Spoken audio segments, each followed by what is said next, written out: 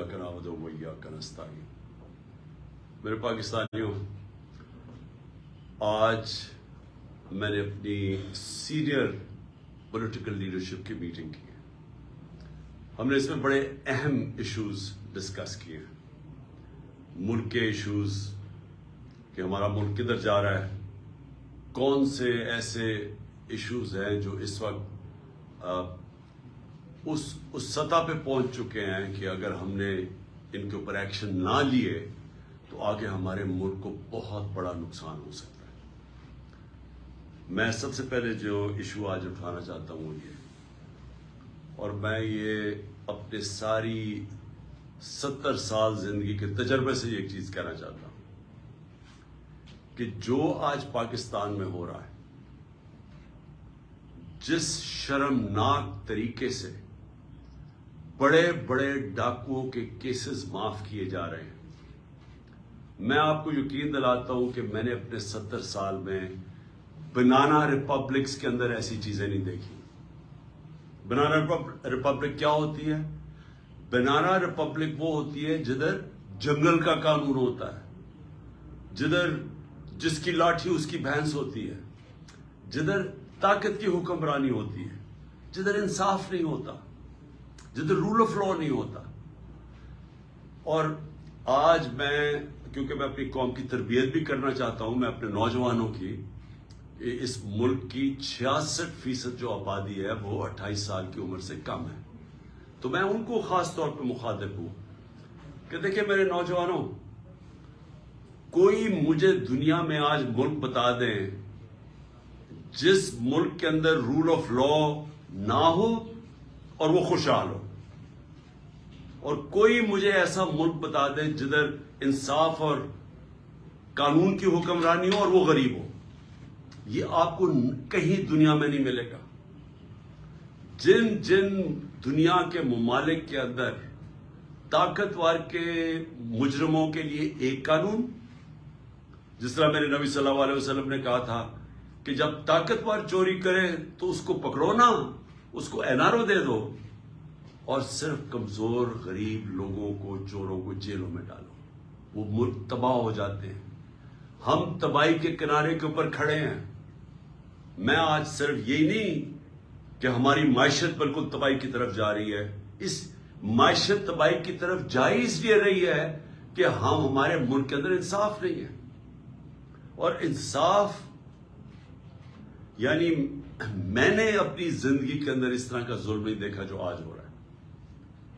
चुन चुन के इस मुल्क के बड़े बड़े डाकू जो इस मुल्क में भागे हुए थे, मफरूर थे, क्योंकि उनके ऊपर करप्शन केसेस लगे हुए थे, आज वो सारे बारी बारी वापस आ रहे हैं और उनके सारे केसेस खत्म हो रहे हैं।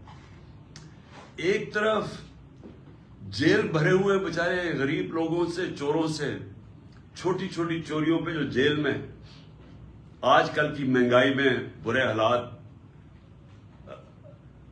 बेरोजगारी, एक्सक्यूज मी, बेरोजगारी, महंगाई, चीजें दिन ब दिन महंगी हो रही हैं, खाने पीने की चीजें, वो बेचारे चोरी करते हैं, छोटी चोरी करते हैं तो जेलों में चले जाते हैं। और वो लोग जिन्होंने दोनों हाथों से 30 साल से इस मुल्क को लूटा है, ये जो दो बड़े खानदान जिन्होंने, जिनकी चोरियों के ऊपर किताबें लिखी हुई हैं, एक रेमंड बेकर की किताब है the way of the world, ये जरदारी और शरीफ खानदान के ऊपर पूरा चैप्टर लिखा हुआ है इनकी चोरी के ऊपर, कि मुल्क का करप्शन होती है, मुल्क का पैसा चोरी करने का, इनकी करप्शन पे मुल्क का जो इन्होंने पैसा चोरी किया वो किताब उनकी किताब में है। और अगर ये गलत उन्होंने लिखा तो जाके उनको उनके ऊपर सू करें, जिस तरह मैं ये जियो और जियो ग्रुप को सू कर रहा हूं, दुबई के अंदर भी कर रहा हूं, अमेरिका में भी कर रहा हूं, और बरतानिया में भी कर रहा हूं, क्योंकि वहां के कानून ऐसे हैं कि आप अगर किसी के ऊपर गलत चीज करें, गलत बयानी करें, वहां तो वो बड़े स्ट्रिक्ट, जिसमें वो बिलावल भुट्टो की वालदा बता रही हैं कि कितने दुनिया के अंदर बाहर के मुल्कों में इनके बैंक अकाउंट्स हैं, वो उस किताब में लिखा हुआ है। BBC کی ڈاکیومنٹریز بنی ہوئی ہیں. BBC نے ڈاکیومنٹریز بنائی ہیں شریف خاندان اور زرداری خاندان کی چوری کے اوپر. تو ان کو ساروں کو پاک کیا جا رہا ہے. NRO 2 دیکھے, NRO جنرل مشرف نے دیا تھا. 4 گنا پاکستان کے قرضے بڑھے تھے NRO 1 کے بعد. لوٹ مار ہوئی تھی. ہم نے اٹھایا تھا وہ بینکرپٹ ملک جو 2018 کو ہمیں ملا تھا کہ جب دیوالیہ نکلا ہوا تھا. اور یہ اب NRO 2 جنرل باجوہ نے دیا ان کو کہ یہ آپ آئے ہیں سارے پاک ہو کے, اور آہستہ آہستہ ان کے سارے کرپشن کیسز ختم ہو رہے ہیں. اور ایک ایک یعنی قانون بنائے ہیں انہوں نے نیب امینڈمنٹس میں کہ ایک ایک کی کرپشن معاف ہو رہی ہے. اور افسوس کی بات یہ ہے کہ سلمان شہباز واپس آتا ہے, ہار پہنائے جاتے ہیں اس کو, اور اس کے بعد وہ پوری پریس کانفرنس کرتا ہے کہ کتنا ظلم ہو گیا سلمان شہباز سے. پہلے تو یہ بتاؤ سلمان شہباز کہ آپ کی رمضان شوگر مل کے اندر نوکروں کے پاس 16 ارب روپے 1600 کروڑ روپیہ کیسے ان کے بینک اکاؤنٹس میں آ گیا تھا؟ پھر اگلا جواب دو کہ 4 وہ مارے گئے, 4 آپ کے گواہ ہارٹ اٹیک سے مرے, اور جو انویسٹیگیٹ کر رہا تھا ڈاکٹر رضوان وہ بھی ہارٹ اٹیک سے مرا. ایک نیٹ فلکس کے اوپر پروگرام دیکھ لیں, اس میں بتایا گیا ہے کہ یہ کیسے ایک نرس نے کتنے لوگوں کا قتل ان کو مارا تھا جو ہاسپٹل میں تھے. کیسے مارا تھا؟ وہ صرف انسولین انجیکٹ کرتے تھے ان کے اندر, انسولین انجیکٹ کرتے تھے اور اس سے ہارٹ اٹیک ہو جاتا تھا اور پتہ بھی نہیں چلتا تھا. تو کبھی کسی نے کوشش تو کرے کہ ایک دم یہ سارے لوگوں کو ہارٹ اٹیک کیسے ہو گئے, اور جب وہ مر گئے سارے تو یہ واپس آ گئے, اور واپس آ کے کہتے ہیں جی بہت بڑا یہ بے قصور آدمی ہے. اس کے علاوہ اسحاق ڈار بھی صاف ہو گیا. اسحاق ڈار نے $5 ملین کا جب نیب نے پوچھا کہ جناب آپ نے بچوں کو $5 ملین بھیجے, کدھر سے آیا پیسہ؟ کہتا جی دبئی کے شیخ نے میں نے اس کا یہ کام کیا تھا, اس نے دیا. انہوں نے کہا اچھا جناب رسید بتا دیں کہ کس نے پیسہ دیا. جیسے انہوں نے رسید مانگی پرائم منسٹر کے جہاز میں بیٹھ کے ملک سے باہر بھاگ گیا. اور یہ شریف خاندان کا یہ جو بڑے بڑے انکشاف ہوا تھا ان کی ایون فیلڈز اپارٹمنٹ جو مے فیئر کے اندر ان کے 4 سب سے لندن کے مہنگے علاقے میں جدھر یہ رہتے ہیں, تو آج تک ایک نہیں چیز بتا سکے کہ پیسہ سورس آف انکم کدھر سے آئی تھی. اور اسی طرح مجھے افسوس سے کہنا پڑتا ہے کہ آج آصف زرداری کی بہن, وہ سارے اگر سندھ کے اندر جا کے پوچھ لیں کہ وہ جدھر بھی کٹ آتا ہے وہ کدھر جاتا ہے, وہ زرداری مافیا کے پاس جاتا ہے. تو وہ بھی معاف ہو گیا, زرداری بھی معاف, تو یہ سب بچ جائیں گے آپ. اور میں یہ اپنی قوم کو یہ آج بتانا چاہتا ہوں کہ میں آپ سے نہیں 26 سال سے یہ چیزیں کہہ رہا تھا. 26 سال سے میں کہتا جا رہا تھا کہ کیونکہ پاکستان میں قانون کی حکمرانی نہیں ہے اس لیے کرپشن ہے, کیونکہ قانون کی حکمرانی نہیں ہے اس لیے قبضہ گروپ ہے. کیوں نہیں امریکہ میں قبضہ گروپ, کیوں نہیں یورپ میں قبضہ گروپ, کیوں نہیں لندن میں کسی کے جو بیچارے آپ کے پاکستانی محنت کرتے ہیں ان کی زمینوں پہ کیوں نہیں قبضے ہوتے؟ پاکستان میں آتے ہیں تو کیوں ہوتے ہیں؟ کیونکہ یہاں طاقت کی حکمرانی ہے. اور یہ ہے جنگ ہماری قوم کے لیے. نوجوانوں یہ جنگ ہم لڑ رہے ہیں, انصاف کی تحریک. اب میں دوسرے پہلو پہ آتا ہوں, معیشت کے اوپر. میں نے اس کو پچھلے 2 دن بھی بات کی ہے. میں صرف یہ پھر سے اپنی قوم کو آج کہنا چاہتا ہوں کہ کوئی بھی معیشت کو سمجھتا ہے, سب سے پہلا اصول معیشت کا کیا ہے کہ سیاسی استحکام ہو, پولیٹیکل سٹیبلٹی ہو. معیشت کبھی بھی اس معاشرے میں نہیں چل سکتی جدھر جب لوگوں کو, میں اگر انویسٹر ہوں, میں بزنس مین ہوں, جب مجھے یہی اعتماد نہ ہو کہ میں آج پیسہ لگاتا ہوں تو کل کیا ہوگا, مہینے کے بعد کیا ہوگا, 6 مہینے کے بعد کیا ہوگا. انسرٹنٹی جب ہوگی معاشرے میں, کبھی بھی اس معاشرے کے اندر سرمایہ کاری نہیں آتی. آج بزنس بالکل رک گئی ہے پاکستان میں. 88% پاکستان کے بزنس مین کہتے ہیں کہ ہمیں کوئی اعتماد اس حکومت پہ نہیں ہے. آج 100% تقریباً جو بیرون ملک جو انویسٹرز ہوتے ہیں جن کو جو کدھر سے لیتے ہیں کہ ملک کے معیشت کے کیا حالات ہے، کریڈٹ رسک، کہ آج ان کو یہ خوف ہے، تقریباً 100% پاکستان کی کریڈٹ رسک بڑھ چکی ہے کہ اگر پاکستان کو قرضہ دے گا تو وہ واپس نہ ہونے کی اس کی چانس 100% پہ پہنچ گئی ہے۔ جب ہم تھے اپریل کے اندر تو 5% تھی۔ تو یہ جب سے یہ آئے ہیں تو کسی کو نہ باہر نہ اندر اعتماد ہے پاکستان کی اکانومی پہ، لہذا اکانومی سکڑتی جا رہی ہے، گروتھ ریٹ نیچے جا رہی ہے، 6% پہ ہم چھوڑ کے گئے تھے، آج 0 پہ پہنچ گئی ہے۔ اس کا مطلب بے روزگاری بڑھتی جا رہی ہے، اس کا مطلب کہ فیکٹریاں جو بند ہوتی جا رہی ہیں اور جو بے روزگار لوگ نکل رہے ہیں، ایک طرف مہنگائی ہے، دوسری طرف بے روزگاری ہے۔ کیسے لوگ تنخواہ دار لوگ کیسے گزارا کریں گے آج؟ اوپر سے کسان علیحدہ رو رہا ہے، بجلی کے بل آسمانوں پہ ہیں، ڈیزل کی قیمت جو ہم 150 روپے لیٹر چھوڑ کے گئے تھے، آج عالمی منڈی میں تیل نیچے آ چکا ہے۔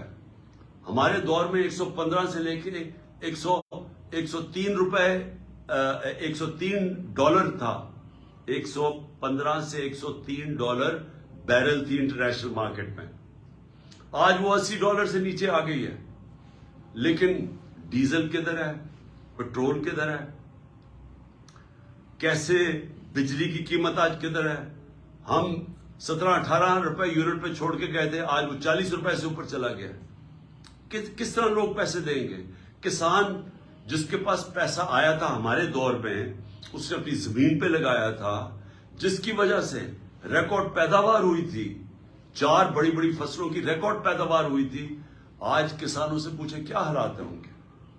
کسان علیحدہ پسا ہوا ہے، بزنس مین علیحدہ پسا ہوا ہے، انڈسٹری ہماری بند ہو رہی ہے، سروسز، یہ جو آئی ٹی کے اندر ہم نے اتنے انسینٹیوز دیے تھے، ہماری 75% آئی ٹی ایکسپورٹس بڑھی تھی، ان کے انسینٹیوز انہوں نے واپس لے لیے۔ تو سوال یہ ہے کہ اب ہم کدھر سے آمدنی بڑھائیں گے اپنے قرضے واپس کرنے کے لیے؟ اگر ایک ملک کے اوپر قرضہ چڑھا ہوا ہے، گھر پہ قرضہ چڑھا ہوا ہے، تو وہ واپس کیسے کرتا ہے؟ آمدنی بڑھا کے۔ تو جب آمدنی سکڑتی جا رہی ہے تو قرضے ہم نے کیسے واپس کرنے ہیں؟ ہم کیسے جو ہماری آگے لائبلٹیز آ رہی ہیں ہم کیسے واپس کریں گے؟ ان کے پاس تو کوئی پلان نہیں ہے۔ آج ذرا صرف میں بتانا چاہتا ہوں تھوڑی سی قیمتیں جو عام آدمی کو آج افیکٹ کرتی ہیں۔ پیاز، لوگ کئی پیاز اور روٹی کھاتے ہیں، 400% اس کی قیمت بڑھ چکی ہے پیاز کی۔ ٹماٹر، یہ بھی عام لوگ جو گوشت نہیں کھا سکتے وہ لوگ روٹی کے ساتھ ٹماٹر کے ساتھ روٹی کھاتے ہیں، 300% بڑھ چکی ہے اس کی قیمت۔ آٹا یعنی روٹی کے بغیر کون گزارا کرتا ہے، 100% قیمت بڑھ چکی ہے آٹے کی۔ دالیں، 50% قیمت بڑھ چکی ہے دالوں کی۔ گھی، عالمی مارکیٹ میں نیچے آ گیا پام آئل، آج گھی کی 50% قیمت بڑھ چکی ہے۔ میں یہ اس لیے آپ کو بتا رہا ہوں کہ جو عام لوگ ہیں سوچے کہ وہ کیسے گزارا کرتے ہوں گے آج۔ تو جب معیشت نیچے جا رہی ہے، میں پھر سے ریپیٹ کرتا ہوں، اور میں سارے پاکستان کے اداروں سے آج بات کر رہا ہوں، میں اس چیز پاکستان کے سارے اداروں سے بات کر رہا ہوں کہ یہ جو ہونے جا رہا ہے یہ آپ سب کو افیکٹ کرے گا۔ کوئی ادارہ جزیرہ نہیں ہے کہ ملک نیچے جا رہا ہو تو وہ جزیرہ بچ جائے گا، سارا ملک ہی نیچے جائے گا۔ یہ مجھے تو ایسے لگتا ہے کہ یہ ایک سازش کے تحت ہمارے ملک سے ہوا ہے، کہ ایک جس طرح کسی نے پلان کر کے ہمارے ملک کو اس طرف لے کے جا رہا ہے کہ ملک اگر خدا نہ خواستہ ڈیفالٹ کر جائے تو اس کے بعد سب سے پہلے ملک کی نیشنل سیکیورٹی متاثر ہوگی۔ اور نیشنل سیکیورٹی ہم سب جانتے ہیں کہ نیشنل سیکیورٹی جو پاکستان 7 گنا بڑا ملک ہے ہمارے ساتھ، جس کا 3 جنگیں ہو چکی ہیں، تو اگر ہمیں تو صرف اعتماد یہ ہے کہ ہمارے پاس ایک ایسا ہتھیار ہے جس کی وجہ سے کوئی ہمیں حملہ نہیں کرے گا، لیکن اگر ملک ہی بینکرپٹ ہو گیا تو جو لوگوں نے ہمیں پھر وہاں سے بیل آؤٹ کرنا ہے وہ کیا قیمت مانگے گی؟ ہم سب جانتے ہیں وہ کیا قیمت مانگیں گے. میں یہ ویسے واضح آج کرنا چاہتا ہوں کہ میں یہ ایک تاثر دیا جا رہا ہے کہ جناب ہم چاہتے ہیں کہ ملک کی اسٹیبلشمنٹ ہماری مدد کرے. یہ جب ہمارے خلاف یہ دھرنے دیے جا رہے تھے اور یہ جب کہا جا رہا تھا کہ جی ساری جو پی ڈی ایم کی جماعتیں ہیں یہ سارا وقت کہہ رہے تھے کہ جی ان کو چھوڑ کے تو ہماری مدد کریں. میں بالکل کسی سے کوئی مدد نہیں مانگ رہا. میں قطعی طور پہ یہ نہیں کہہ رہا کہ اسٹیبلشمنٹ ہماری مدد کرے. میں یہ چاہ رہا ہوں کہ اسٹیبلشمنٹ نیوٹرل ہو. میں اس لیے چاہ رہا ہوں اسٹیبلشمنٹ نیوٹرل ہو کہ اسٹیبلشمنٹ کا وقار اوپر جائے. جنرل باجوہ کے دور کے اندر فاصلہ عوام اور اسٹیبلشمنٹ کے بیچ میں فاصلے بڑھ گئے. یہ ہمارے ملک کا نقصان ہے. اس ملک کو ایک مضبوط فوج کے ادارے کی ضرورت ہے.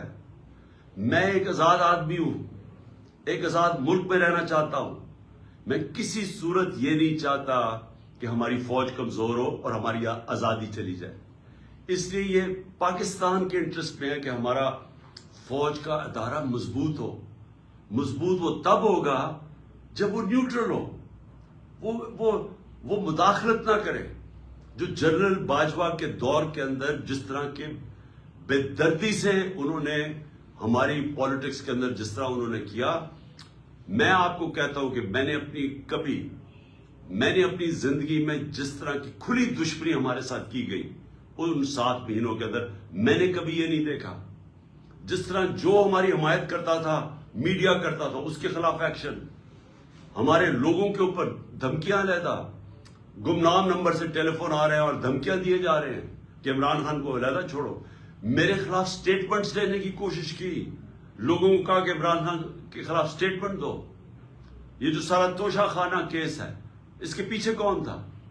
کون ان کو پکڑ کے یہ لوگوں سے سٹیٹمنٹس دلوا رہا تھا؟ اور اس کے علاوہ جو ارشد شریف سے ہوا, جو اعظم سواتی سے ہوا اور ہو رہا ہے, جو شہباز گل سے ہوا, جو جمیل فاروقی سے ہوا صرف اس لیے کہ وہ ہمارے حق میں سٹیٹمنٹس دے رہا تھا, جو ٹی وی چینل سے کیا گیا.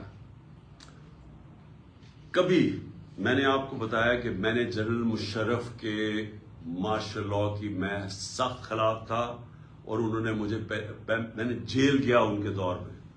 میں نے کبھی اس طرح کی سختی, اس طرح کی ہیومن رائٹس کی وائلیشن اس دور میں نہیں دیکھی تھی جو میں نے اس جنرل باجوہ کے اس دور میں دیکھی.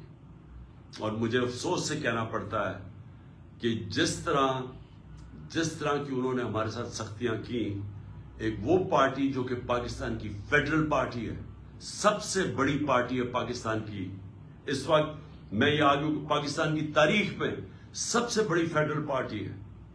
ذوالفقار علی بھٹو کی پیپلز پارٹی بھی اس طرح سارے پاکستان میں نہیں تھی جو آج تحریک انصاف ہے. ایک نیشنل لیول کی پارٹی ہے. ہمیں کمزور کرنے کی کوشش کی. اور تو چھوڑے جو کہ جس طرح انہوں نے اعظم سواتی سے کیا ہے, مجھے تو حیرت ہوتی ہے کہ کیسے کسی ایک سینیٹر, ایک وہ شہری جو باہر کمائی کر کے پاکستان اپنا پیسہ لے کے آتا ہے, کیسے اسے صرف ایک ٹویٹ کے اوپر, کیا ٹویٹ یہ اس نے کی کہ جنرل مشرف نے NRO 2 دیا؟ سارا پاکستان جانتا ہے کہ جنرل مشرف نے جنرل باجوہ نے NRO 2 دیا, مشرف نے NRO 1 دیا, سب کو پتا ہے. ہمیں کئی دفعہ انہوں نے کہا جب ہم گورنمنٹ میں تھے کہ جی چھوڑ دیں احتساب کو, چھوڑ دیں اقتصادیات کے اوپر کانسنٹریٹ کرو, اکانومی پہ کانسنٹریٹ کریں, احتساب کو بھول جائیں. ہمیں فیٹف کے اندر انہوں نے ان کی طرف سے آئی ریکویسٹ کہ جناب فیٹف میں ان کو NRO 2 دے دو, یہ اپوزیشن کو. تو ہمیں تو پتا ہے کہ NRO 2 کس نے دیا. تو اگر اعظم سواتی نے یہ ٹویٹ کری تھی, یہ اس کی اتنی بڑی سزا تھی کہ اس کو پہلے پوتوں اور پوتیوں کے سامنے گھر میں 3 بجے گھس کے مارا گیا, پھر اس کو ننگا کر کے ISI نے اس کو مارا علیحدہ, اور اس کے بعد اس کو جو کیسٹ اس کی بیوی اور بیٹی کو دی گئی وہ گندی کیسٹ, اور اس کے بعد اب اس کے اوپر 30 کیس اور کر دیے. اس عمر میں آدمی کو کبھی کوئٹہ جا رہا ہے اور کبھی سندھ جا رہا ہے. اور میں آج کوئٹہ اور سندھ کے ہائی کورٹس کو سلام پیش کرتا ہوں کہ جس طرح انہوں نے سٹینڈ لیا اس کے اوپر. لیکن کیا یہ ایک مہذب معاشرے میں، ایک ڈیموکریٹک معاشرے میں ہوتا ہے؟ یہ تو ڈکٹیٹرشپ میں بھی اتنا برے حالات نہیں تھے. اور اس کے بعد شہباز گل، اس کے اوپر 8 کیس اور کر دیے. میں ایکس پرائم منسٹر پاکستان کا، مجھے پتا ہے کس نے گولیاں، کس نے میرے اوپر قاتلانہ حملہ کیا، مجھے پتا وہ کون ہے. میں اپنی ایف آئی آر نہیں کٹوا سکا تو اور کون کٹوائے گا پاکستان میں؟ اور کون آج مجھے بتائے کمزور آدمی، اگر ایکس پرائم منسٹر سب سے بڑی پارٹی کا ہیڈ اگر وہ نہیں کر سکتا تو باقی کون کر سکتا ہے؟ تو یہ ہیومن رائٹس کا حال ہے آج.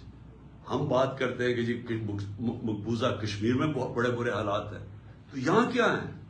یہاں کون سے ہیومن رائٹس رہ گئے ہمارے؟ اور مجھے بڑے افسوس سے کہنا پڑتا ہے، میں پوری ریسپیکٹ سے میں اپنی اعلیٰ عدلیہ سے پوچھنا چاہتا ہوں کہ دیکھیں، اگر آپ ہمارے فنڈامنٹل رائٹس کی، اگر آپ ان کی حفاظت نہیں کریں گے تو اور کون کرے گا؟ کیوں کوئی باہر سے آ کے ہمیں کرے گا؟ ہم بار بار یہ کہہ بیٹھے ہیں، ارشد شریف کی والدہ کی فریادیں سنیں، ہمیں پتہ ہے اس بیچارے سے کیا ہوا ہے. اگر وہ نہیں اپنی ایف آئی آر کٹوا سکتی، ایکس پرائم منسٹر نہیں کٹوا سکتا. اور میں یہ بھی سوال پوچھنا چاہتا ہوں کہ کیا جنرل مشرف کو جب ہم تنقید کرتے تھے، اور ہم کھل کے جنرل مشرف کی تنقید کرتے تھے، تو کیا ہم فوج کی تنقید کر رہے تھے؟ سب کو پتا تھا کہ جنرل مشرف کی ہم تنقید کر رہے ہیں، ہم فوج کی نہیں. قوم فوج کو پیار کرتی ہے کیونکہ قوم کو پتہ ہے کہ ہمیں وہ آزاد رکھنے والی ہماری فوج ہے. تو آج اگر میں جنرل باجوہ کی جو بھی تنقید کرتا ہے، جنرل باجوہ نے وہ پاکستان سے کیا جو دشمن نہ کر سکے. 7 مہینے کے اندر وہ اکانومی جو اپنی 17 سال کے بعد بہترین پرفارمنس دے رہی تھی، اس کو آج اس نے زمین پہ ڈال دیا ہے. آج پاکستان کے لوگوں کو یہ نہیں سمجھ آ رہی کہ اب پاکستان جائے گا کدھر. ہمیں تو یہی نہیں سمجھ آ رہی کہ اب اس پہ سے نکالے گا کیسے کوئی. ہمیں تو یہی نہیں سمجھ آ رہی کہ یہ جو چور اوپر ہمارے اوپر مسلط کر دیے گئے ہیں، سوائے اپنی چوری بچانے کے لیے، پتا تو پتا ہے کہ انہوں نے اس اکانومی کو ٹھیک کیسے کرنا ہے. اور یہ 30 سال دونوں اقتدار میں رہ چکے ہیں. کب انہوں نے اکانومی کو ٹھیک کیا تھا؟ یہ تو جب سے آئے ہیں پیسہ بنانے کے چکر میں ہے، اور ان کے پیسے معاف ہو رہے ہیں اور ملک بھی نیچے چلا گیا. کون ذمہ دار ہے اس کا؟ تو یہ ہمارا رائٹ ہے، یہ میرا جمہوری رائٹ ہے یہ کہنے کا. اور میں آپ کو پھر سے یہ کہہ دوں کہ میں یہ باتیں اس وجہ سے، یہ قاتلانہ حملہ میرے اوپر ہوا تھا میرا منہ بند کرنے کے لیے. یہ منہ نہیں بند ہونے لگا. یہ جب تک میں زندہ ہوں، میں اس ملک کے لیے کھڑا ہوں گا، اس ملک کی آواز بلند کروں گا. میں کسی صورت سے اپنی آواز بند نہیں کرنے لگا. اور میں یہ چاہتا ہوں کہ اگر کوئی ادارے کے اندر کالی بھیڑے ہیں تو ادارہ اپنا وقار اونچا کرتا ہے جب ان کے اگینسٹ ایکشن لیتا ہے. یہ نہیں کہ جو بات کرتا ہے ان کے اوپر کاروائی شروع کر دے، جو کہ اعظم سعودی سے خاص طور پہ ہوا. اور میں آخر میں الیکشن کمیشن کے اوپر بات کرنا چاہتا ہوں. میں پھر سے یہ کہتا ہوں کہ میں نے پاکستان میں جب سے بھی میں 26 سال سے الیکشن لڑ رہا ہوں، میں نے اپنی زندگی کے اندر کبھی اس طرح کا الیکشن کمشنر نہیں دیکھا. جو ایک تو یہ جو سکندر سلطان ہے، اور دوسرا جو کہ سندھ کا الیکشن کمیشن ہے. پہلے میں یہ واضح کر دوں کہ جو سندھ کا الیکشن کمشنر ہے، یہ سندھ گورنمنٹ کا ملازم ہے، یہ انڈیپینڈنٹ الیکشن کمشنر نہیں ہے. ہم سپریم جوڈیشل کاؤنسل کے پر کیس لے کے گئے ہوئے ہیں اس کا. اور مجھے افسوس ہوتا ہے کہ اتنی دیر سے ہمارا کیس پڑا ہوا ہے سپریم جوڈیشل کاؤنسل میں، کوئی سن ہی نہیں رہا کہ کیسے ہو سکتا ہے کہ سندھ گورنمنٹ کا ملازم غیر جانبدار ہو جو ان سے تنخواہ لے رہا ہے. اور جو اس نے کیا ہے چیف الیکشن کمشنر نے، سوائے اس کے اس کا 1 پوائنٹ ایجنڈا ہے کہ عمران خان کو ڈسکوالیفائی کیسے کرنا ہے. توشہ خانہ کا کیس اس نے پکڑا ہوا ہے. جس وقت بھی یہ کیس عدالت میں جائے گا، اس کے ہاتھ سے نکلے گا، میں آج رائٹنگ میں اس قوم کو دیتا ہوں، ہر چیز اخلاقی طور پہ اور قانونی طور پہ اس میں جائز میں نے کی ہے. اور دوسرا فورن فنڈنگ کیس، جس وقت بھی اس کے اوپر تحقیقات ہوں گی، یہ واضح ہو جائے گا کہ تحریک انصاف واحد پارٹی ہے جس نے صحیح معنی میں پولیٹیکل فنڈ ریزنگ کی ہے. سپریم کورٹ نے بھی 2018 میں کہا ہوا ہے اس کو، الیکشن کمیشن کو، پھر سے ہائی کورٹ میں بھی کہا ہوا ہے کہ جو فنڈنگ کیس ہیں، تینوں parties, People's Party, P M L N اور تحریک انصاف کی اکٹھی سنی جائے. 4 سال ہو گئے ہیں، تحریک انصاف کو کٹہرے پہ کھڑا کیا ہوا ہے اور ان دو پارٹیز کے کیسز نہیں سنتا. کیسز اس لیے نہیں سنتا کہ جب یہ کیس آپ قوم کے سامنے آئیں گے تو آپ کو پتا چلے گا کہ ان پارٹیز کا کوئی طریقہ ہی نہیں ہے فنڈ ریزنگ کا. یہ فنڈز کیسے اکٹھے کرتے ہیں، یہ بڑے بڑے نامور، اور میں وہ بزنس مین بھی جانتا ہوں جو بڑے بڑے جن کو یہ پہلے مل کے ان کے ساتھ ان کے بزنس پارٹنر ہی ہوتے ہیں، ان کو پیسہ بنا کے دیتے ہیں، پھر الیکشن آتا تو ان سے بڑے بڑے اربوں روپیہ لے لیتے ہیں. یہ ہے ان کی فنڈ ریزنگ.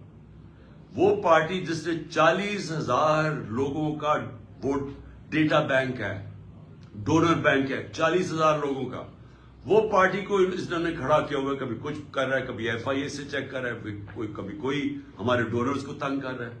اس کے پیچھے پڑا ہوا یہ، ان سے نہیں پوچھتا کہ جناب آپ بتائیں آپ کی کیوں نہیں. اور میں نے سنا ہے کہ انشاءاللہ ان کا کیس لگنے لگا ہے اور ہم انتظار کر رہے ہیں کہ ساری قوم کو پتا چلے کہ یہ دونوں پارٹیز پیسہ کیسے اکٹھا کرتی ہے.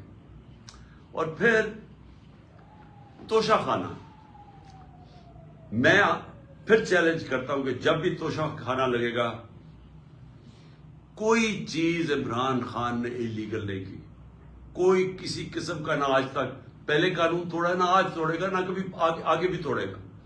لیکن جنہوں نے قانون توڑا ہے، جنہوں نے توشہ خانہ میں ڈاکہ مارا ہے، اس میں ہے نواز شریف اور آصف زرداری.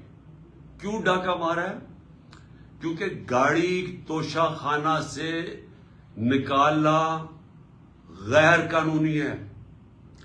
3 مہنگی گاڑیاں آصف زرداری نے توشہ خانہ سے نکالی ہیں اور 1 نواز شریف نے نکالی.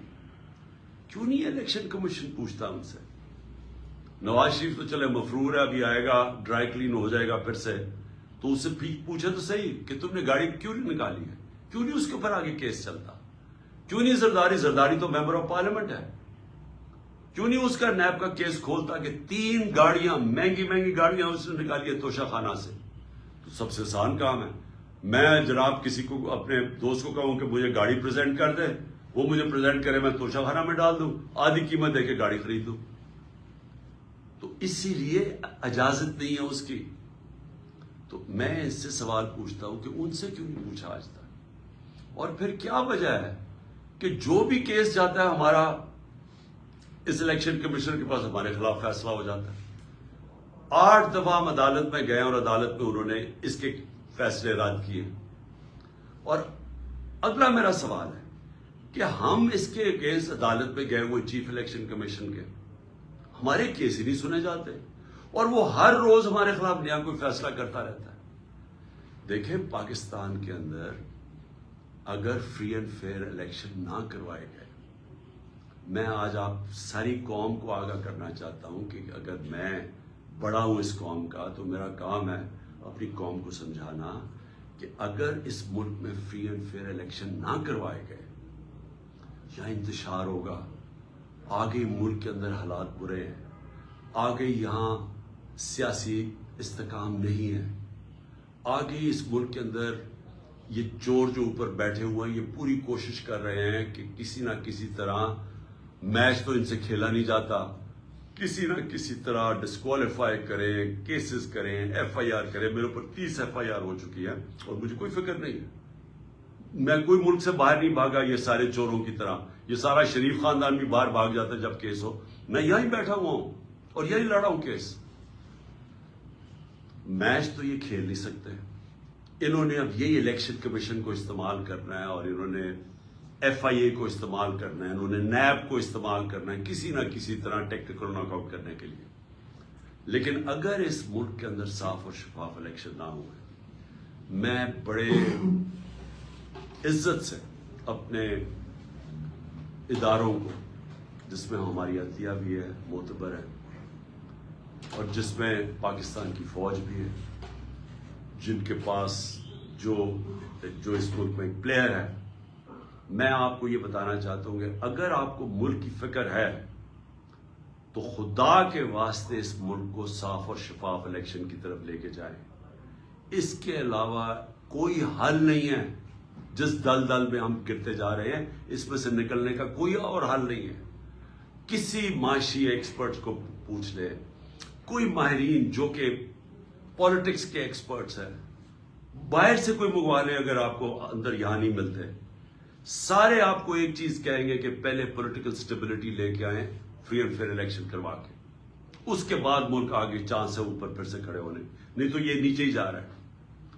میں نے آخر میں نے اپنی ساری مشاورت کمپلیٹ کر لی ہے. میں انشاءاللہ 17 تاریخ کو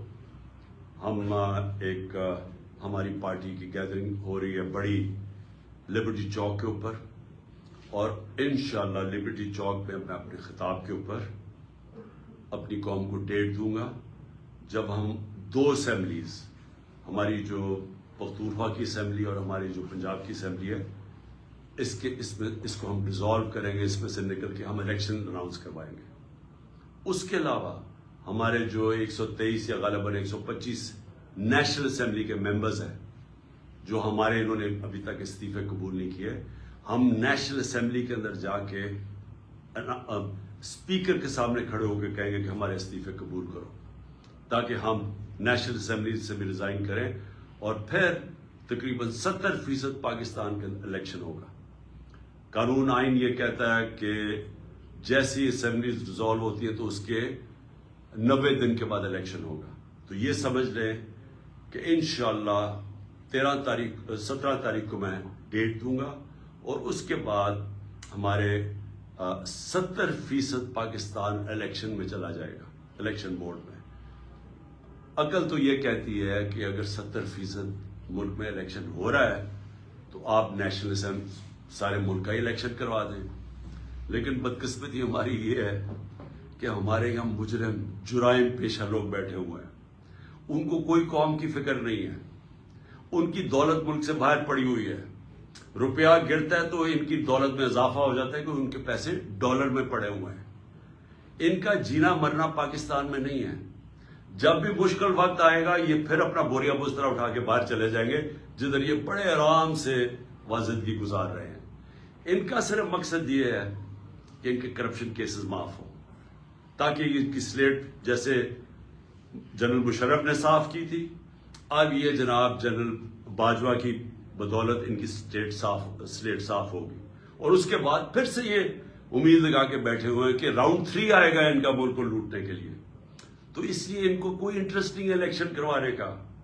ان کو ڈر لگا ہوا ہے کہ الیکشن کروانا یہ ہار جائیں گے اور پھر سے ان کے کرپشن کیسز سامنے آ جائیں گے. اس لیے ان کا انٹرسٹ اور پاکستان کا انٹرسٹ مختلف ہے, اپوزنگ اینڈز کے اوپر ہے.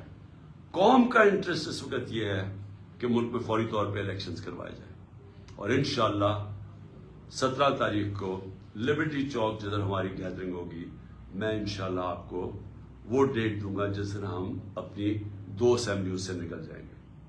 پاکستان زندہ باد.